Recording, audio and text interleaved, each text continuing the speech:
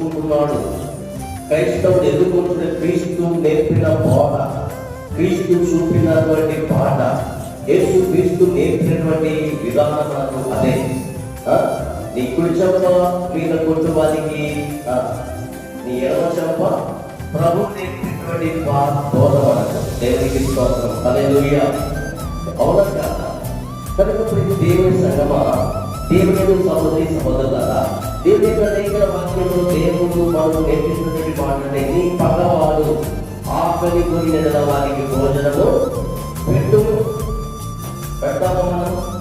మన పగవాడు వచ్చి ఆకలి కొనితే గమనించి భోజనం పెడతారా?